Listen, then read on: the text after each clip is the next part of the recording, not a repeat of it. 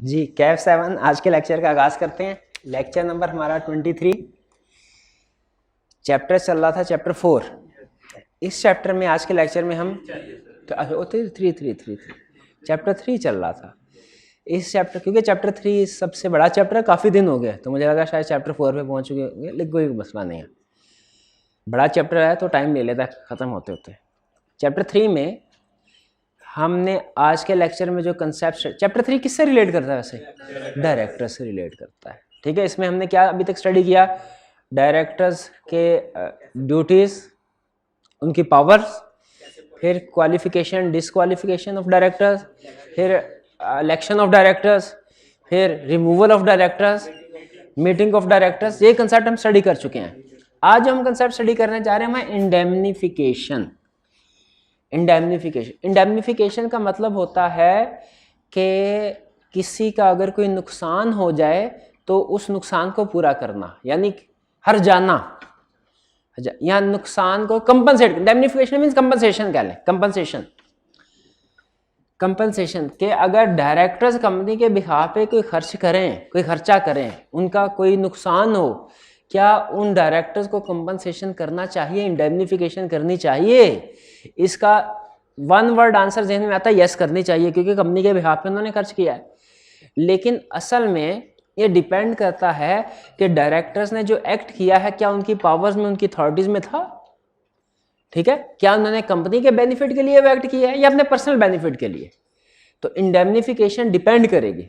ठीक है, normally indemnification loud, indemnification का मतलब क्या हुआ? कंपनसेशन डायरेक्टर्स को जो उन्होंने कंपनी के बिहाफ पे खर्च किया है। नॉर्मली इंडेमनिफिकेशन लाउड होती है, लेकिन कुछ केसेस में लाउड नहीं होती, वो स्टडी करेंगे। फिर इसके बाद नॉन एग्जीक्यूटिव डायरेक्टर क्या होता है? नॉन एग्जीक्यूटिव डायरेक्टर क्या होता है? डायरेक्टर तो हमने पढ़ा है क्या है, एग्जीक्यूटिव डायरेक्टर भी पढ़ा है क्या, याद है? एग्जीक्यूटिव डायरेक्टर कहां पढ़ा था? एग्जीक्यूटिव डायरेक्टर एक्सेप्शंस में। डायरेक्टर के लिए मेंबर होना जरूरी है, लेकिन कुछ एक्सेप्शनल केसेस में मेंबर होना जरूरी नहीं है, वहां पे पढ़ा था एग्जीक्यूटिव डायरेक्टर। तो एग्जीक्यूटिव डायरेक्टर को अब नॉन एग्जीक्यूटिव डायरेक्टर पढ़ने जा रहे हैं। अब आपके जहन में आ रहा होगा सर जो एग्जीक्यूटिव नहीं है वो नॉन एग्जीक्यूटिव है, मैथ में इसी तरह होता है ना, लेकिन ऐसा जरूरी नहीं है, यार स्टडी करेंगे। यानी डायरेक्टर की सिर्फ दो टाइप्स नहीं है, एग्जीक्यूटिव और नॉन एग्जीक्यूटिव, और भी हो सकते हैं, लेकिन बहरहाल नॉन एग्जीक्यूटिव डायरेक्टर के बारे में स्टडी करेंगे। फिर लेकिन नॉन एग्जीक्यूटिव की ये डेफिनेशन जहन में ना आए कि जो एग्जीक्यूटिव नहीं है। नॉन एग्जीक्यूटिव कौन है? जो एग्जीक्यूटिव नहीं है। ये डेफिनेशन की प्रॉपर लाने में दी है। फिर कुछ limitation and restrictions on directors. Directors के ऊपर कुछ लिमिटेशन या कुछ रिस्ट्रिक्शंस हैं, कुछ काम ऐसे हैं जो कि वो नहीं कर। वैसे तो हमने पावर्स में पढ़ा, बहुत सी पावर्स हैं डायरेक्टर के पास, लेकिन कुछ लिमिटेशंस भी हैं, कुछ रिस्ट्रिक्शन, पाबंदियां भी हैं डायरेक्टर्स के ऊपर। जैसे एक पाबंदी मैंने आपको बताई थी, क्या? वो दूसरे लोगों को, एम्प्लॉइज को तो लोन दे सकते हैं, खुद को लोन नहीं दे सकते हैं। ये लिमिटेशन है उनके ऊपर। अच्छा, फिर अगर उन्होंने लोन लेना है तो क्या करेंगे? ये स्टडी करना है हमने। इसी तरह की दूसरी चीजें, दूसरे लोगों की सैलरी डिसाइड करनी है, कौन डिसाइड करेगा? और डायरेक्टर्स की खुद की सैलरी डिसाइड करनी है तो मेंबर्स। और अगर मेंबर्स ना डिसाइड करें, कहें हमने नहीं डिसाइड करना है, फिर डायरेक्टर्स खुद ही कर सकते हैं, लेकिन पहले मेंबर्स, यहां अगर कंपनीज ने आर्टिकल्स में कोई रूल लिखे हुए हैं कि इस तरीके से सैलरी डिसाइड होगी, उस तरीके से पेमेंट होगी। तो ये 12 limitation and restriction of director का कंसेप्ट स्टडी करेंगे। ये लर्निंग ऑब्जेक्टिव जो 11 है ना, ये बहुत से छोटे छोटे कंसेप्ट हैं इसमें, क्योंकि रिस्ट्रिक्शंस एंड लिमिटेशंस है ना, ये 6-7 छोटे छोटे कंसेप्ट हैं। अच्छा, अगर आप लर्निंग ऑब्जेक्टिव देखें तो आपको एक अजीब चीज नजर आएगी, क्या भला? बल्कि एक अजीब चीज नजर नहीं आएगी, क्या वाला? लर्निंग ऑब्जेक्टिव 8 पढ़ रहे हैं, 9 पढ़ रहे हैं, 10 किधर गया? अब 11 पढ़ रहे हैं। क्या 10 हमारे सिलेबस में नहीं है? क्या पढ़ना नहीं है? पढ़ना है। तो कब पढ़ना है? अभी नहीं पढ़ना, एंड पे इस चैप्टर का जो लास्ट लेक्चर होगा ना, उसमें हम पढ़ेंगे। वो है इंडिपेंडेंट डायरेक्टर। इसलिए कि कहीं ऐसा ना हो कि कुछ कंसेप्ट्स मिक्स हो जाए। असल में क्वालिफिकेशन डिसक्वालिफिकेशन ऑफ डायरेक्टर और इंडिपेंडेंट डायरेक्टर, ये दोनों लर्निंग ऑब्जेक्टिव अक्सर मिक्स हो जाते हैं। इसलिए मैं चाहता हूँ पहले आप क्वालिफिकेशन डिसक्वालिफिकेशन के ऊपर स्ट्रॉन्ग ग्रिप हो, उससे क्वेश्चंस करें, फिर उसके बाद इंडिपेंडेंट डायरेक्टर की तरफ चलेंगे। क्लियर हो गया आज क्या कुछ पढ़ने जा रहे हैं? क्या? Indemnification, non executive director, limitation and restriction on director. सबसे पहले इंडेमनिफिकेशन पढ़ते हैं। कहता है अगर कंपनी के लिए, तो आपने बिजनेस लॉ पढ़ा है, उसमें एक होता है प्रिंसिपल और एक होता है एजेंट। अगर एजेंट कोई खर्चा पानी करे, प्रिंसिपल ने उसको इंडेमनीफाई करना होता है कि नहीं? नॉर्मली करना होता है। लेकिन अगर एजेंट अपनी अथॉरिटी से एक्सीड करे, फिर नहीं करना।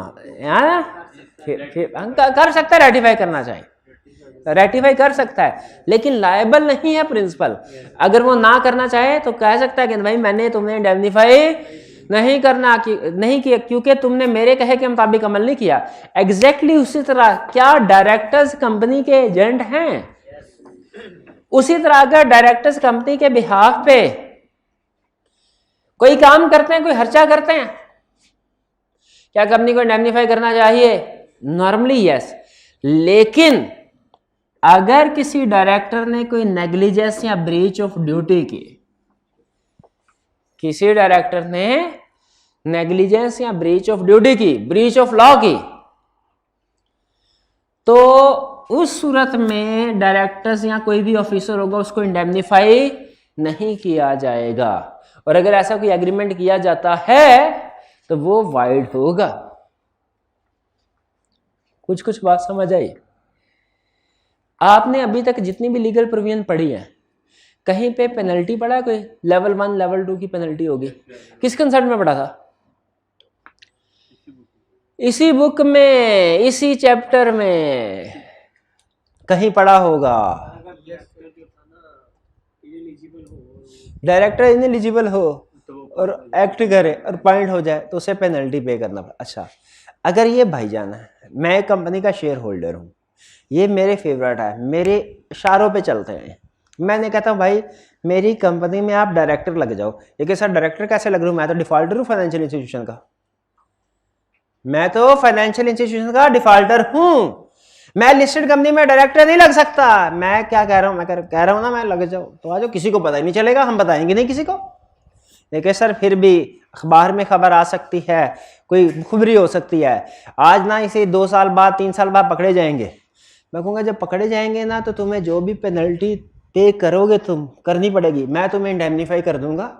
ये लो, अगर पकड़े गए लॉ की वायलेशन की वजह से जो भी पेनल्टी तुम्हें पे करना पड़ेगी मैं तुम्हें इंडेमनीफाई कर दूंगा, यानी मैं तुम्हें अदा कर दूंगा। इन्होंने कहा ठीक है, एग्रीमेंट हो गया, डायरेक्टर पॉइंट हो गए। बाद में पता चला ये तो डिस्क्वालीफाइड थे, नहीं बताया, पेनल्टी पड़ गई इनको। इन्होंने पे करने के बाद मुझसे कहा कि सर पैसे दीजिए। अब मैंने कहा कोई पैसे नहीं। बताइए मेरे से रिकवर करवा सकते हैं कि नहीं? नहीं। क्यों? क्योंकि लॉ ये कहता है अगर आप किसी भी डायरेक्टर के साथ या किसी भी ऑफिसर के साथ एग्रीमेंट करते हैं कि भाई तुम नेग्लिजेंट बिहेवियर के साथ काम करो, तुम लॉ की वायलेशन करो, क्योंकि लॉ को अबाइड बाय करना ड्यूटी है ना, लॉ की वायलेशन करो, अगर तुम्हें कोई भी खर्चा नुकसान हुआ मैं तुम्हें इंडेमनीफाई करूंगा। हर ऐसा एग्रीमेंट जो नेग्लिजेंस या ब्रीच ऑफ ड्यूटी को इंडेमनीफाई करने को कहता हो वो एग्रीमेंट वाइड है। वाइड का मतलब उसका कोई लीगल स्टेटस नहीं है। ठीक है। लेकिन अगर कोई ऐसा केस है जो डायरेक्टर के खिलाफ लीगल प्रोसीडिंग हुई लेकिन उसमें डायरेक्टर सही साबित हुआ, वो इंडेमनिफिकेशन की जा सकती है। नहीं समझ आई बात? फिर से सुनिए। एक जगह पे लॉ ये कहता है कि चीफ एग्जीक्यूटिव की जिम्मेदारी, चीफ एग्जीक्यूटिव आपको पता है ऑनरेरी डायरेक्टर होता है ना, डीम्ड डायरेक्टर होता है, उसकी जिम्मेदारी है 15 वर्किंग डेज के अंदर डिविडेंड पे करना है, वरना उसे पेनल्टी पे करना पड़ेगी। ठीक है, पेनल्टी पे करना पड़ेगी।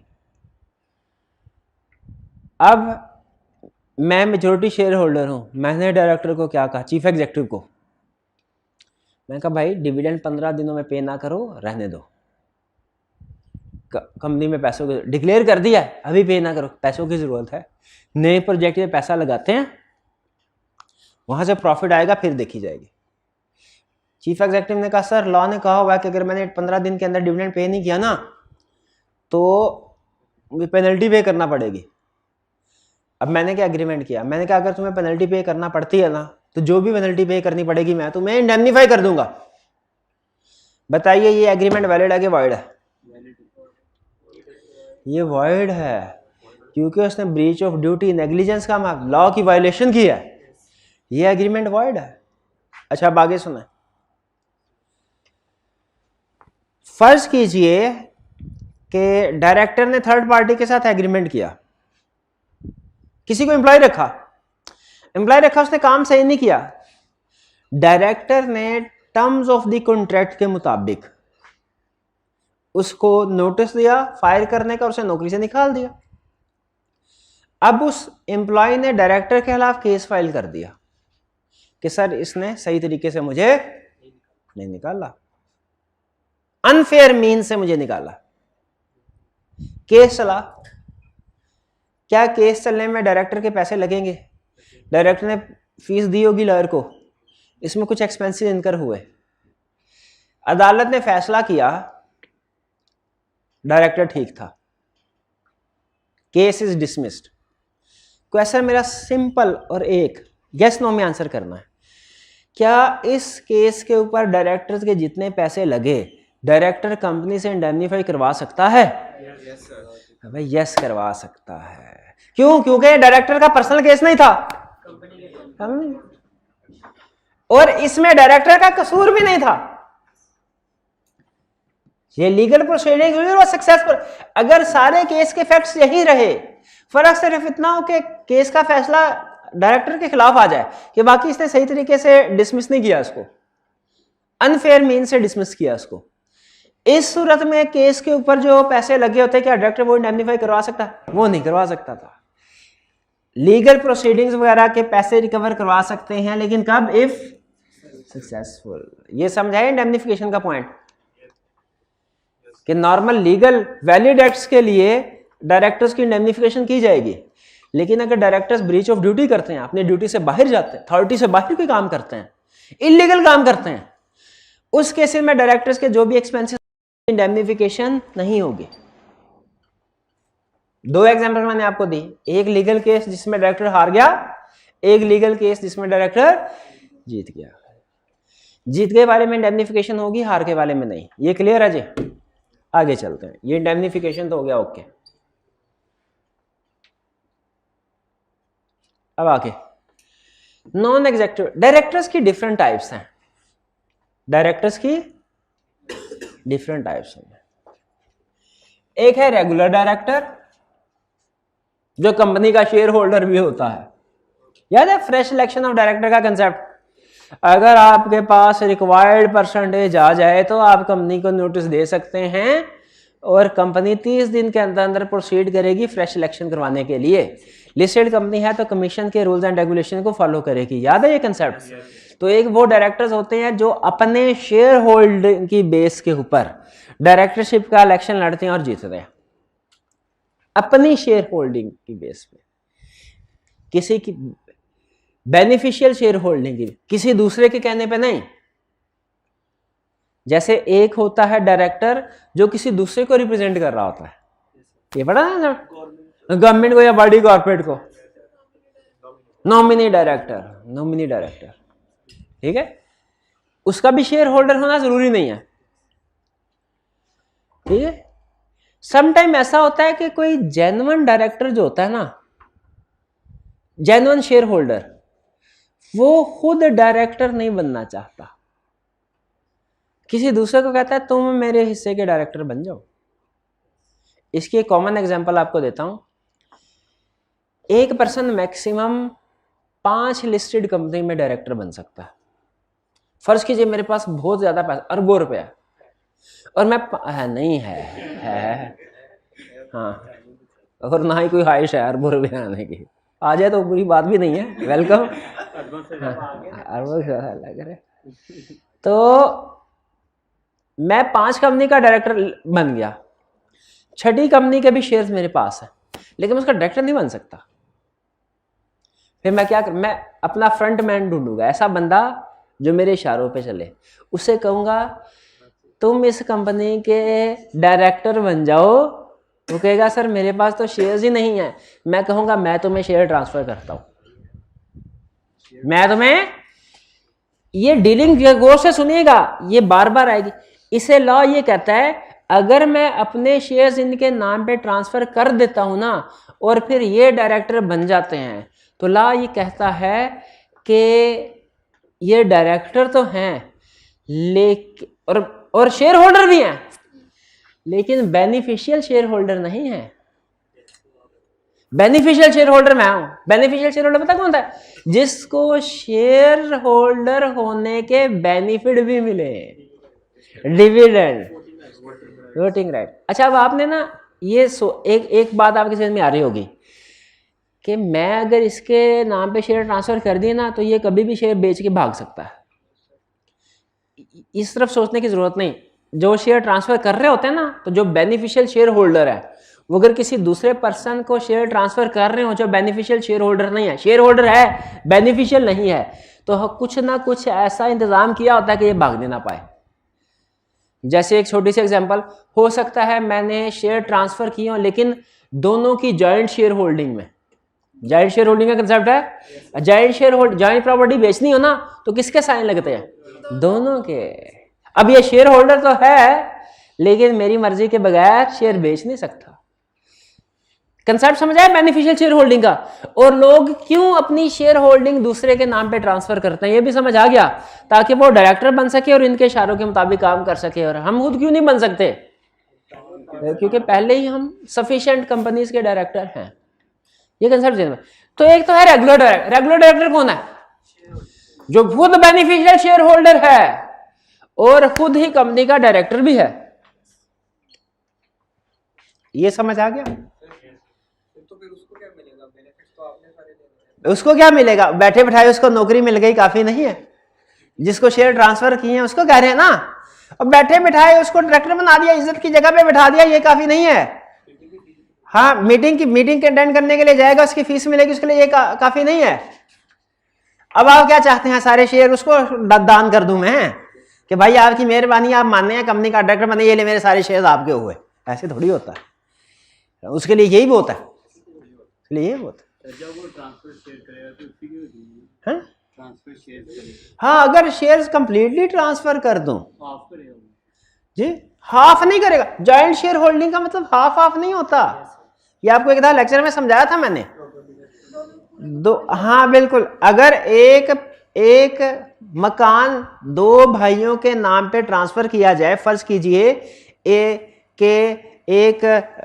एक कनाल का मकान दो भाइयों के नाम पे ट्रांसफर किया जाए, जॉइंट प्रॉपर्टी, तो इसका यह मतलब नहीं होता दोनों का आधा है, 10 मरले इसका 10 मरले इसका, ऐसा नहीं होगा।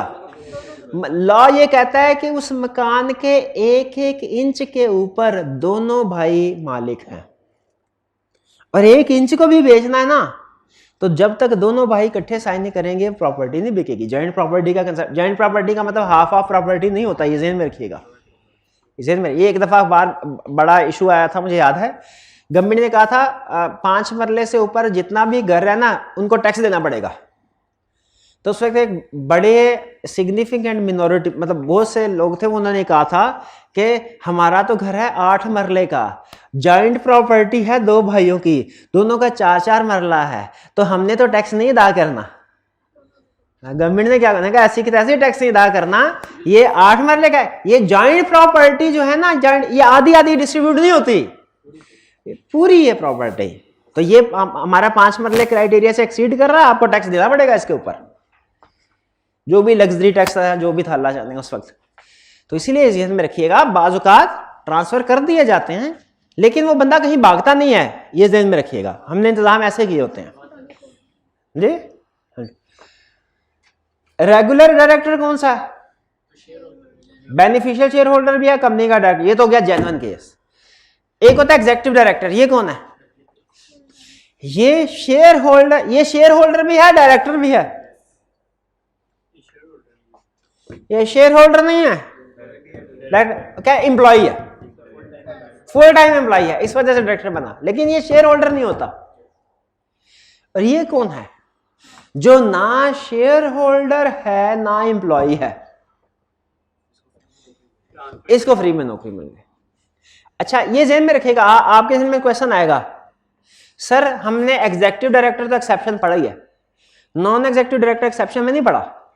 इसका मतलब है डायरेक्टर बनने के लिए इसका शेयर होल्डर होना जरूरी नहीं है, इसका शेयर होल्डर होना जरूरी है। याद रखें ये non executive director share holder तो होता है, बेनिफिशियल शेयर होल्डर यानी इसके नाम शेयर इसके नाम पे तो होंगे, इसके नहीं होंगे। पापड़ी वाले के अकाउंट में जो 10 करोड़ रुपए आया है, 10 करोड़ रुपए आया है, वो उसके नाम पे तो है, उसका नहीं है, उसका नहीं है, ठीक है। वो किसी से पूछा, किसी सियासतदान से, किसी टीवी एंकर ने पूछा कि अगर वो बंदा पैसे लेके भाग जाए तो आप क्या करेंगे, तो उन्होंने कहा जो बंदा किसी के पास पैसे रखवाना जानता है ना, वो उससे निकलवाना भी जानता है। तो जो पर्सन, जो शेयर होल्डर इनके नाम पे शेयर ट्रांसफर करवाना जानता है, उनसे निकलवाना भी जानता है, तो इसको भागने नहीं देते, ये ध्यान में रखें। तीनों में फर्क समझ आया? ये जेन्युइन डायरेक्टर है जो कंपनी का शेयर होल्डर भी है, ये एग्जीक्यूटिव डायरेक्टर है, शेयर होल्डर नहीं है, एम्प्लॉय है। ये नॉन एग्जीक्यूटिव डायरेक्टर है, मतलब नॉन एग्जीक्यूटिव से पता चल गया एम्प्लॉय नहीं है। लेकिन इसमें और इसमें क्या फर्क है भला? इसमें और इसमें क्या फर्क है? ये भी एम्प्लॉय नहीं है, ये भी एम्प्लॉय नहीं है। ये बेनिफिशियल ओनर है शेयर्स का, इस वजह से डायरेक्टर बना, ये बेनिफिशियल ओनर नहीं है, ठीक है। समटाइम ऐसा भी होता है कि कोई आउटसाइड व्यू लेने के लिए ना, बाजुकात हम किसी पर्सन को कहते हैं कि आप बराए मेहरबानी हमारी कंपनी के डायरेक्टर बन जाए। जैसे फर्ज कीजिए, मैं छोटी सी एग्जांपल आपको देता हूं, समझाने के लिए एग्जांपल दे रहा हूं। फर्ज कीजिए कि एक कॉलेज ओपन हो और वो के सर हमने सुना है कि आप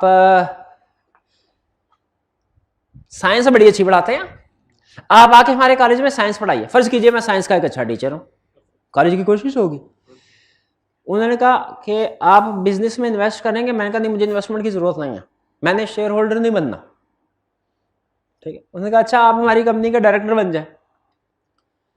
मैं कहूँगा नहीं, मैं आपको फुल टाइम एम्प्लॉय नहीं बन सकता आपका। उनका सर अच्छा ऐसा कीजिए, हमारी मीटिंग होती है महीने में एक दफ़ा, आप सिर्फ बोर्ड ऑफ डायरेक्टर्स की मीटिंग में आए, आपका इतना एक्सपीरियंस है 20-25 साल का, बोर्ड ऑफ डायरेक्टर्स की मीटिंग में आए, आप अपना इंडिपेंडेंट व्यू दीजिए, आप अपना इंडिपेंडेंट व्यू दीजिए। सिर्फ आपने डे टू डे मैटर्स में पार्टिसिपेट नहीं करना, कंपनी के अंदर क्या हो रहा है क्या नहीं हो रहा है इसको छोड़े, सिर्फ महीने बाद आना अपने पॉलिसी मेकिंग में पार्टिसिपेट करना। आप हमें बता दीजिएगा कि ये आपका पॉइंट ऑफ व्यू क्या है डिफरेंट पॉलिसीज के ऊपर। बाजुकात ऐसे होता है, हम किसी को उसके एक्सपीरियंस की बेस पे मशवरा लेने के लिए मीटिंग में बुला लेते हैं। ये है नॉन एग्जीक्यूटिव डायरेक्टर। याद रखें, नॉन एग्जीक्यूटिव डायरेक्टर का कंपनी के साथ डायरेक्ट लिंक कोई नहीं होता, ना एज शेयर होल्डर ना as employee. Non executive director ना एम्प्लॉय होगा कंपनी का ना शेयर। तो फिर क्वेश्चन ये है कि इसको क्यों अपॉइंट किया जाता है? क्योंकि ये एक्सपीरियंस बनता अपने प्रोफेशन में, कंपनी के अंदर इसका कोई लेना देना नहीं है, अपने प्रोफेशन में एक्सपीरियंस है और उससे मशवरा लेने के लिए इसको बोर्ड ऑफ डायरेक्टर में जगह दी गई है। यह है नॉन एग्जीक्यूटिव डायरेक्टर का कंसेप्ट, ठीक है। लेकिन चूंकि फिर जरूरत पड़ती है इसको कुछ ना कुछ शेयर्स भी होने चाहिए इसके नाम पे, तो इसको बाज़ औक़ात शेयर ट्रांसफर कर दिए जाते हैं किसी ना किसी शेयर होल्डर की तरफ से, लेकिन याद रखें ये बेनिफिशियल ओनर नहीं होता। यही ला कह रहा है अब नॉन एग्जीक्यूटिव डायरेक्टर कौन है? पहला नॉन एग्जीक्यूटिव। अब देखिएगा बातें सारी वही कर रहा है जो हमने डिस्कस की हैं ये नॉन एग्जीक्यूटिव डायरेक्टर वो डायरेक्टर है जो एग्जीक्यूटिव मैनेजमेंट में से नहीं है।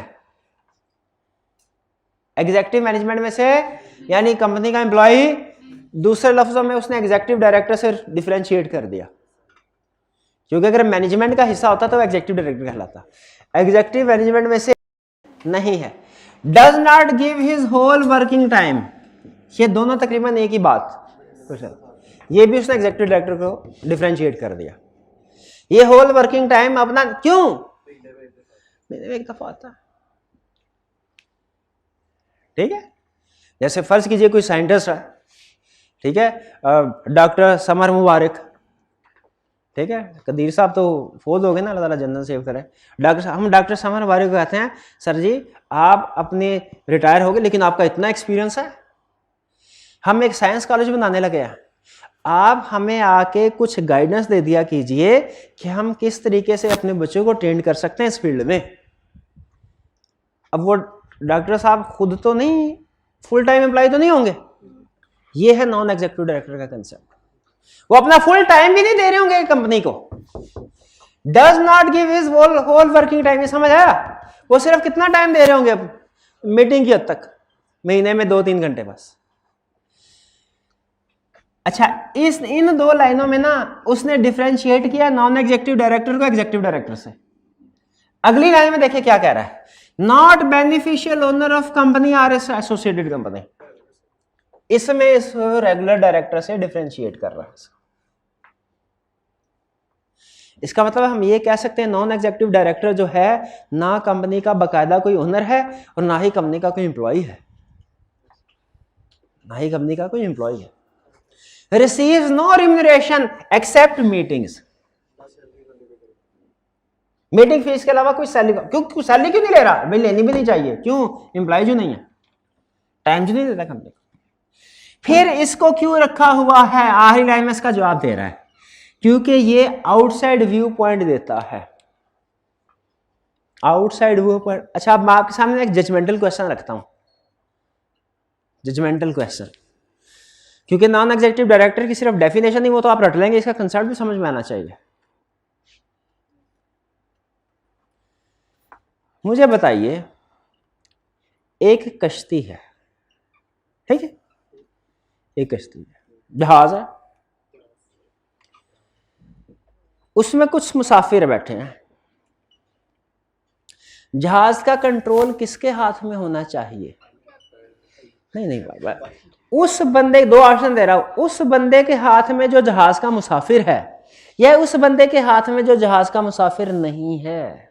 फर्ज कीजिए ऑटोमोड में भी जहाज चलता है, दूर से भी चल सकता है, ऑनलाइन भी क्लासेस लेके जहाज चल सकता है, फिजिकल भी वहां पे मौजूद हो जहाज चल सकता है। बताइए किसके कंट्रोल में होना चाहिए? मुसाफिर, क्योंकि उसका इंटरेस्ट है, उसमें उसका इंटरेस्ट है, वो ये चाहेगा। तो जिस डायरेक्टर का असल में कंपनी किन लोगों को चलानी चाहिए? क्या उन लोगों को जिनका कोई पैसा, कोई स्टेक कंपनी में नहीं है, या उन लोगों को जिनका पैसा, जिनका स्टेक लगा हुआ है?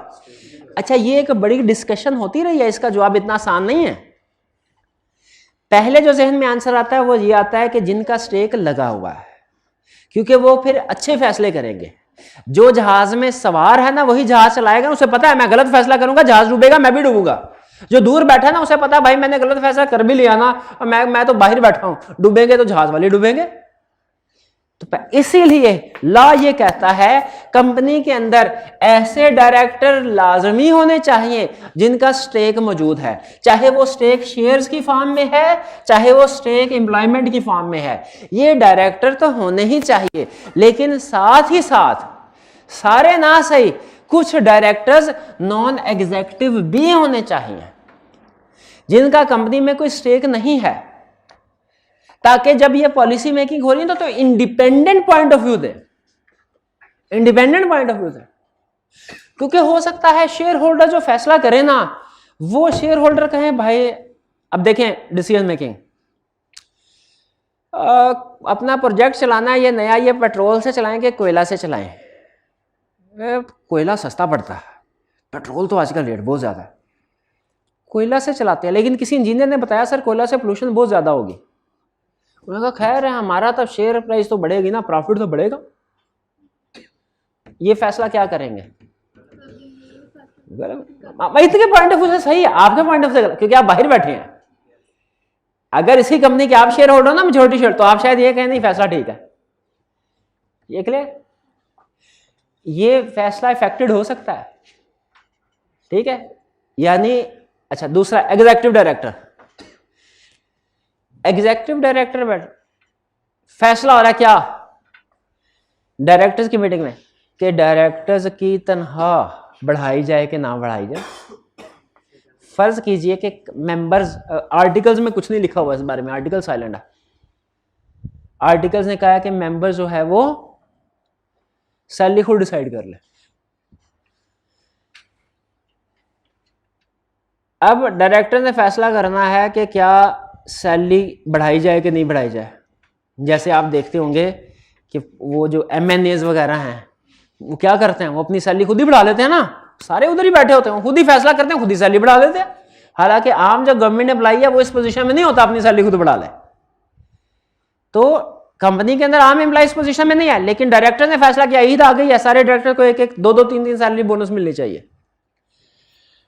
एग्जीक्यूटिव डायरेक्टर क्या फैसला करेंगे? मिलने चाहिए। अब देखिए ये शेयर होल्डर के नुकसान की बात होगी कि नहीं होगा? इसका मतलब ये हुआ कि कंपनी के अंदर बैलेंस्ड व्यू होना चाहिए, हर एक की रिप्रेजेंटेशन होनी चाहिए, शेयर होल्डर की भी रिप्रेजेंटेशन होनी चाहिए, ताकि वो शेयर होल्डर के पॉइंट ऑफ व्यू को प्रोटेक्ट कर सके, उनके इंटरेस्ट को। एग्जीक्यूटिव डायरेक्टर्स की भी रिप्रेजेंटेशन होनी चाहिए ताकि वो एम्प्लॉयज के इंटरेस्ट को प्रोटेक्ट कर सके। और ऐसे लोगों की रिप्रेजेंटेशन भी होनी चाहिए बोर्ड में जो ना शेयर होल्डर है ना एम्प्लॉय। क्यों? हाँ, क्योंकि उनको इनके फैसले से फर्क, और ये इसलिए ताकि ये बाकी स्टेक होल्डर्स का इंटरेस्ट वॉच कर सके, सोसाइटी एट लार्ज का। कहीं कोई पोल्यूशन वाला फैसला तो नहीं हो रहा भाई, समझ आया? इनकी एग्जिस्टेंस क्यों जरूरी है, ठीक है। उन लोगों का होना भी जरूरी है, कंट्रोल उन लोगों के हाथ में भी होना चाहिए जो जहाज में सवार है, लेकिन उन लोगों का भी ओपिनियन लेना चाहिए जो तजर्बे का, जो जहाज में सवार नहीं है लेकिन इस समंदर के उन्होंने कई चक्कर लगाए हुए हैं, वो तजर्बेकार है। वो सिर्फ किसी एक एंगल को देख के फैसला नहीं करेंगे, वो बिग पिक्चर को सामने रख के फैसला करेंगे। तो ये नॉन एग्जीक्यूटिव डायरेक्टर की जस्टिफिकेशन समझ आई? नॉन एग्जीक्यूटिव डायरेक्टर की रिप्रेजेंटेशन लाजमी होती है बोर्ड में। अच्छा, पॉइंट क्लियर हो गए सारे? ना एम्प्लॉय मैनेजमेंट में इन्वॉल्व है, ना बेनिफिशियल शेयर होल्डर, बेनिफिशियल लाजमी लगाना साथ, ना किसी किस्म की रिम्यूनरेशन लेते हैं, और इनको किस लिए रखा जाता है? आउटसाइड व्यू देने के लिए। अच्छा, अब देखें, अब मुझे बात बताएं, नॉन एग्जीक्यूटिव डायरेक्टर सारा महीना कंपनी में रहेंगे, नॉन एग्जीक्यूटिव डायरेक्टर कभी कभार रहेंगे सिर्फ मीटिंग करने के लिए। फर्ज कीजिए अगर पता चलता है कंपनी ने कंसाइनमेंट भेजी थी सिंगापुर, उसमें चर्च थी, आप रेगुलेटर हैं, अब ये मीटिंग में फैसला नहीं हुआ कि चर्च भेजनी है, बोर्ड मीटिंग में ऐसी कोई बात डिस्कस नहीं हुई, ना उन्होंने प्रूव किया। आप किनको पकड़ेंगे? एग्जीक्यूटिव डायरेक्टर को, नॉन एग्जीक्यूटिव डायरेक्टर को, कि दोनों को? एग्जैक्ट, क्योंकि वो मैनेजर। नॉन एग्जीक्यूटिव को तो नहीं पकड़ेंगे, नॉन एग्जीक्यूटिव का कोई कसूर नहीं, उन्हें पता ही नहीं कंपनी के अंदर हो क्या रहा है। यही लॉ ने कहा कि असल में लोग नॉन एग्जीक्यूटिव बनते हुए डरते थे कि हम नॉन एग्जीक्यूटिव डायरेक्टर बन तो जाएं, लेकिन कंपनी में गड़बड़ हो ना, तो नॉर्मली कंपनी में गड़बड़ होती है ना तो डायरेक्टर जिम्मेदार होते हैं, ठीक है। कंपनी में गड़बड़ होती है तो डायरेक्टर जिम्मेदार हो। उन्होंने कहा हम तो रोजमर्रा के मामलात में इंटरफेयर ही नहीं करते, हमें पता ही नहीं है, ये ना कंपनी में गड़बड़ हो हम फंस जाए। नॉन एग्जीक्यूटिव डायरेक्टर नहीं बनते थे, फिर लॉ ने रिलैक्सेशन दी, इसके बाद डायरेक्टर बनना शुरू हो गए नॉन एग्जीक्यूटिव। वो रिलैक्सेशन क्या थी कि लिस्टेड कंपनी या पब्लिक सेक्टर कंपनी के केस में प्रोटेक्ट किया गया है नॉन एग्जीक्यूटिव डायरेक्टर को। कैसे प्रोटेक्ट किया गया है कि कोई भी नॉन एग्जीक्यूटिव डायरेक्टर किसी भी किस्म के गलत एक्ट या मिशन का जिम्मेदार नहीं होगा।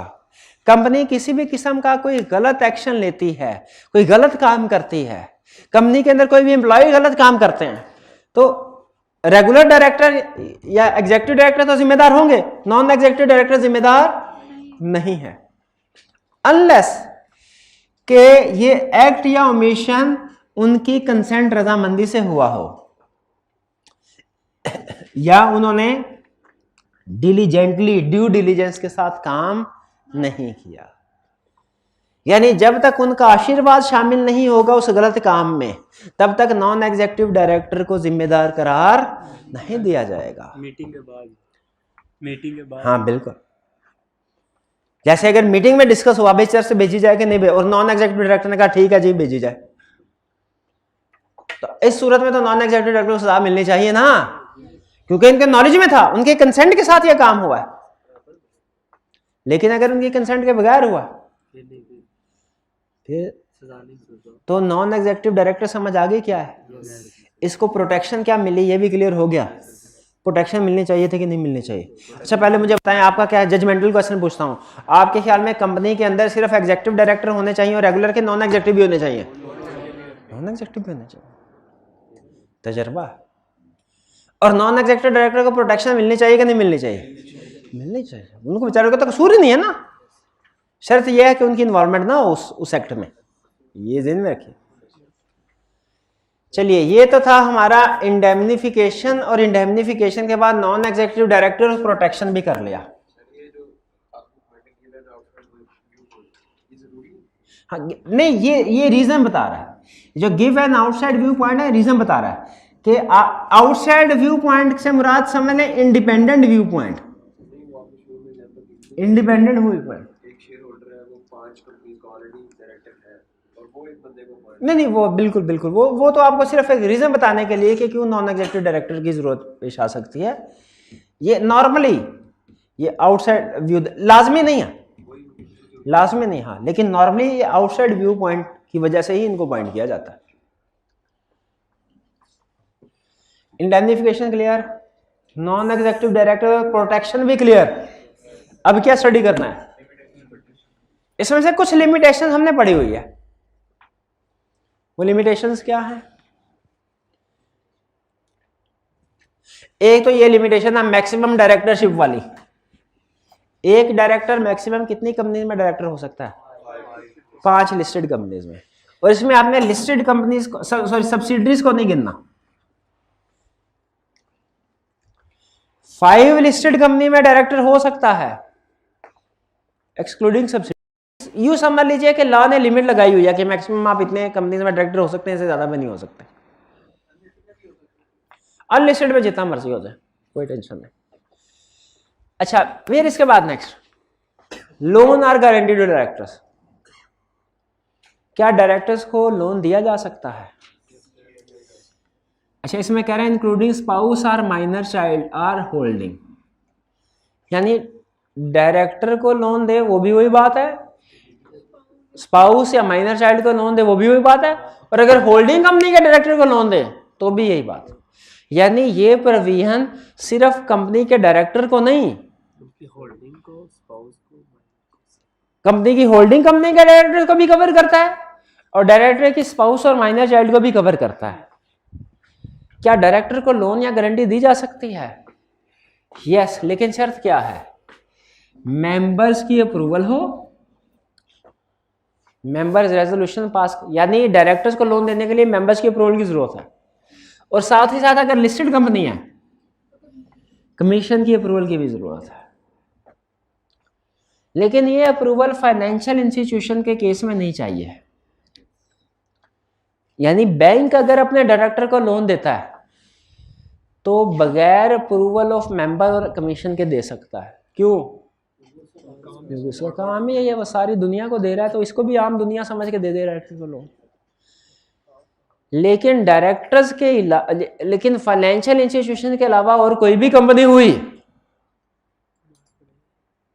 वो अपने डायरेक्टर्स को लोन दे सकती है, लेकिन मेंबर्स के अप्रूवल के बाद, और अगर लिस्टेड कंपनी है तो कमीशन की अप्रूवल भी लेनी पड़ेगी। और अगर डायरेक्टर के बीवी को लोन देना हो तो भी यही सीन है। होल्डिंग कंपनी का डायरेक्टर कहे मुझे लोन दो,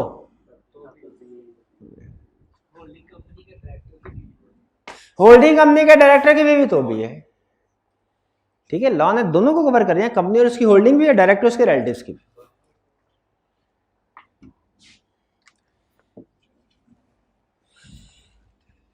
क्या कंपनीज पॉलिटिकल पार्टीज को सपोर्ट कर सकती हैं? पॉलिटिकल कंट्रीब्यूशन तो कह रहा है पॉलिटिकल कंट्रीब्यूशन या गिफ्ट टू मेंबर्स मना है। अच्छा, आप बता सकते हैं जजमेंटल क्वेश्चन, फिर वही पॉलिटिकल कंट्रीब्यूशन करना कंपनीज के लिए क्यों मना है? नहीं, सबके लिए। अक्सर ऐसे होता है कि कंपनीज जब, या कंपनीज के जो ओनर्स होते हैं, जब किसी पॉलिटिकल पार्टी को सपोर्ट करते हैं ना, तो जब वो पार्टी पावर में आ जाती है तो उनसे अपनी फरमाइशें मनवाने की कोशिश करता है। 2 नंबर का आम शाबाश। और ये सिर्फ पाकिस्तान में नहीं है, ये सिर्फ इंडिया में नहीं है, ये पूरी दुनिया में ऐसे होता है, पूरी दुनिया में ऐसे होता है कि कोई भी, मैं कह रहा हूँ पाकिस्तान की एग्जाम्पल नहीं है, और भी पूरी दुनिया में ऐसे होता है। क्योंकि देखिए जो बिजनेसमैन होता है ना, बिजनेसमैन, कंपनीज बिजनेसमैन ही चला रहे होते हैं ना, उन्हें सिर्फ एक चीज से गर्ज होती है, प्रॉफिट से, और वो उसको बढ़ाने के लिए अपनी मर्जी की लेजिस्लेशन पास करवाते हैं। इसीलिए लॉ ने ये कहा कि कोई भी कंपनी पॉलिटिकल कंट्रीब्यूशन नहीं करेगी, अपने मेंबर्स को गिफ्ट दे सकती है। सर आपकी मेहरबानी, आप मेंबर हैं, आप एजीएम में हैं, ये लीजिए 10 लाख का गिफ्ट। क्यों? अगर गिफ्ट देने की इजाजत होती ना, तो कंपनी का सारा डिविडेंड गिफ्ट की शक्ल में मेंबर्स को पहुंचा दिया जाता, टैक्स से बचने के लिए। लॉ ने कहा नहीं, मेंबर्स को आप गिफ्ट नहीं दे सकते, देना है तो डिविडेंड दीजिए और उसके ऊपर टैक्स काट के डिविडेंड दीजिए। तकरीबन आधा प्रॉफिट तो कंपनी ले जाती है। ठीक है, 29% रेट है, टैक्स पड़ा हुआ आपने, और विद होल्डिंग कितना है? 15%, और मिला के कितना? 44% हो जाता है। ये ले 44% तो गवर्नमेंट ले जाती है। हाँ जी, और फिर असल में जब उनके पास जाएगा उनके अकाउंट में और वो आगे खर्च करेंगे, उस पर भी टैक्स लगता है। आपको पता है, आप 1 रुपया खर्च करते हैं ना, अगर उस पर आप जो कमाते हैं उस पर भी टैक्स लगता है, और जो खर्च करते हैं उस पर भी टैक्स लगता है। बहरहाल छोड़ें इसको, तो असल में 50% ऑनलाइन नहीं होता है, ऐसे ऑनलाइन में कोई मसला नहीं है। ठीक है, वो डायरेक्ट होता है, एक डायरेक्ट टैक्स होता है, एक इनडायरेक्ट टैक्स होता है, लेकिन बहरहाल छोड़े। Assignment of office, assignment of office का मतलब क्या है? डायरेक्टर छुट्टी पे चला जाए, कोई प्रॉब्लम नहीं। लंबी छुट्टी पे जाना चाहता है अगर 6 महीने की, पक्की छुट्टी नहीं, लंबी छुट्टी, लंबी छुट्टी पे भी जा सकता है। क्वेश्चन मेरा ये है कि डायरेक्टर जो छुट्टी पे जा रहा है वो अपनी जगह पे अपने किसी रिश्तेदार को डायरेक्टर बना के जा सकता है? क्या जाना चाहिए? क्या डायरेक्टर को इतनी पावर देनी चाहिए कि आप अगर जा रहे हैं लंबे अरसे के लिए पाकिस्तान से बाहर, 4, 5, 6 महीने के लिए, तो आप अपनी बजाय किसी और को डायरेक्टर अपॉइंट करते जाएं? लॉ कहता है नॉर्मली इसकी इजाजत नहीं होनी चाहिए। क्यों? क्योंकि डायरेक्टर्स को अपॉइंट किया मेंबर्स ने, और उनको अपॉइंट किया गया उनकी स्किल को सामने रख के। ठीक है, तो वो पता नहीं कोई डायरेक्टर किसको, जिसको मर्जी वो अपॉइंट कर दे, और दूसरा डायरेक्टर उसकी जगह पे आए, वो उसको पता ही कुछ नहीं है, तो भाई फेर के रख दे कंपनी की। तो नॉर्मल रूल ये है कि assignment of office is not allowed. Assignment का मतलब क्या होता है कि एक पर्सन अपनी बजाय किसी और को डायरेक्टर अपॉइंट करते हैं। यानी मैं इलेक्शन के जरिए से कंपनी का डायरेक्टर अपॉइंट हुआ, अपॉइंट होने के 2 महीने बाद मैं कह रहा हूँ भाईजान मैं रिजाइन कर रहा हूँ, मेरी जगह पे इस बंदे को डायरेक्टर रख ले, वो कहेंगे भाई हाँ देखा क्या है, रहने दो। इसी तरह यह है असाइनमेंट। इसको कहते हैं, असाइनमेंट का मतलब है परमानेंट बेसिस पे, पक्का पक्का अपनी जगह पे किसी दूसरे को डायरेक्टर बनवाना। ये मना है, ये नहीं कर सकते। लेकिन अपॉइंटमेंट ऑफ अल्टरनेट और substitute director is possible. Alternate या सब्स्टिट्यूट डायरेक्टर का मतलब क्या है? आर्जी तौर पे अपनी जगह पे किसी दूसरे को डायरेक्टर अपॉइंट करना। ठीक है, ये किस सूरत में अलाउड है? अगर कोई पर्सन पाकिस्तान से एब्सेंट है, बाहर जा रहा है 90 डेज और मोर के लिए, लंबी छुट्टी के लिए 90 डेज और मोर, तो वो अपनी जगह पे किसी दूसरे बंदे को डायरेक्टर अपॉइंट कर सकते, लेकिन शर्त यह है कि बोर्ड ऑफ डायरेक्टर से अप्रूव करें, और जैसे ही वो बंदा पाकिस्तान वापस आए, लैंड करे जैसे ही पाकिस्तान में, तो जो अल्टरनेट या सब्स्टिट्यूट डायरेक्टर है वो अपनी पोजीशन छोड़ दे और उसी की जगह पे वही डायरेक्टर, मेन डायरेक्टर वापस आ जाए। क्लियर हुआ? अगर आप थोड़ा सा सोचे ना, बस आखिरी कंसेप्ट, इसके बाद बात खत्म, तो ये तकरीबन assignment of office casual vacancy की बात कर रहा है। जो नीचे ना ये alternate substitute director casual vacancy की बात कर रहा है। कैजुअल वैकेंसी में भी ऐसे होता ना, एक डायरेक्टर डिस्क्वालीफाई हो गया, उसकी जगह पे बोर्ड ऑफ डायरेक्टर्स ने किसी दूसरे को डायरेक्टर अपॉइंट कर दिया, लेकिन फर्क सिर्फ यह है कि ये आर्जी तौर पे अपॉइंट होता है अल्टरनेट या सब्स्टिट्यूट डायरेक्टर, परमानेंट बेसिस पर नहीं। तो जरा कंक्लूजन पे आते हैं, मुझे बताइए असाइनमेंट ऑफ ऑफिस का मतलब क्या है? अपना ऑफिस पक्का किसी दूसरे बंदे को ट्रांसफर कर देना। क्या एक डायरेक्टर अपने ऑफिस को असाइन कर सकता है, अपनी जगह पे किसी दूसरे को डायरेक्टर अपॉइंट कर सकता है? इसका जवाब है नहीं, लेकिन आर्जी तौर पे कर सकता है। यानी अल्टरनेट या सब्स्टिट्यूट डायरेक्टर की अपॉइंटमेंट पॉसिबल है। जब कभी आपसे एग्जाम में पूछे ना कि क्या असाइनमेंट ऑफ ऑफिस पॉसिबल है, आपने सिर्फ एक लाइन में इसका जवाब नहीं देना कि no assignment of office is not possible, बल्कि इसके साथ साथ दूसरा कंसेप्ट भी लिंक करना है। क्या? Assignment of office is not possible but appointment of substitute और अल्टरनेट डायरेक्टर इज पॉसिबल। और दोनों में फर्क है। असाइनमेंट का मतलब पक्का किसी दूसरे को जगह दे दें, अल्टरनेट या सब्स्टिट्यूट डायरेक्टर का मतलब क्या है? आर्जी तौर पे जगह देना। But appointment of alternate or substitute director is possible if main director is going abroad for 90 days or more, और दूसरा board of directors approve appointment of substitute or alternate director till he returns। नहीं, ये approval होगी board of director. अगर board meeting नहीं है तो फिर अपॉइंटमेंट नहीं हो सकती। बोर्ड मीटिंग अगर अगले 90 दिन के अंदर अगर वो अभी जा रहा है उसे और अगले कुछ अरसे में है, बोर्ड मीटिंग प्लान नहीं है, तो उसे फिर सब्स्टिट्यूट या अल्टरनेट डायरेक्टर अपॉइंट किए बगैर ही जाना पड़ेगा। अगर वो चाहता है कि मेरी जगह पे जितने अरसे तक मैं नहीं हूं कोई और बंदा काम कर ले, तो बोर्ड ऑफ डायरेक्टर्स, और बोर्ड ऑफ डायरेक्टर्स याद रखिएगा अल्टरनेट या सब्स्टिट्यूट डायरेक्टर अपॉइंट करने से पहले देखते हैं इस बंदे को बिजनेस की नो हाउ है कि नहीं है। अगर नो हाउ हो फिर उसे अपॉइंट करते हैं, वरना नहीं करते। अगर उसको पता है कि जब तक मैं एब्सेंट रहूंगा तब तक कोई बोर्ड मीटिंग नहीं होगी, उस ड्यूरेशन में कोई बोर्ड मीटिंग नहीं होनी और मेरी जगह किसी और डायरेक्टर की जरूरत नहीं पड़ेगी, तो फिर क्या होगा? हाँ, अगर वो ये समझता है कि मैं जा रहा हूं और मेरी जगह पे किसी और डायरेक्टर की जरूरत नहीं है तो ना अपॉइंट करवाए। लाजमी नहीं, ये अल्टरनेट है सब्स्टिट्यूट डायरेक्टर अपॉइंट करना लाजमी नहीं है, ऑप्शन है। करना चाहे करें, नहीं करना चाहे ना करें। चलिए, ये असाइनमेंट ऑफ ऑफिस क्लियर हो गया। फिर बता रहा हूं, एग्जाम में अगर पूछे असाइनमेंट ऑफ ऑफिस पॉसिबल है कि नहीं, आपने सिर्फ यस या नो नहीं करना, आपने सिर्फ असाइनमेंट का आंसर नहीं देना, बल्कि असाइनमेंट के साथ साथ अल्टरनेट या सब्स्टिट्यूट डायरेक्टर की बात लाजमी करनी है। वरना आप पूछ रहे होंगे कि सर क्वेश्चन में तो सिर्फ असाइनमेंट की बात की थी, सोल्यूशन में उसने अल्टरनेट या सब्स्टिट्यूट डायरेक्टर की अपॉइंटमेंट क्यों कर ली है? क्योंकि ये असाइनमेंट और अल्टरनेट या सब्स्टिट्यूट डायरेक्टर ये इंटर रिलेटेड है, इंटरडिपेंडेंट है। जब कभी आपने आंसर करना है दोनों कंसेप्ट को लिखना। डन। चलिए, आज के लिए मेरा ख्याल है इतना काफी है। नेक्स्ट के लिए हमारे 2 कंसेप्ट रह गए, एक रिम्यूनरेशन वाला, रिस्ट्रिक्शन और ट्रांजैक्शन वाला। ठीक है, ये इंशाल्लाह नेक्स्ट लेक्चर में हम इसको कवर करेंगे। आज के लेक्चर यहाँ पे खत्म करते हैं हम। अल्लाह हाफिज।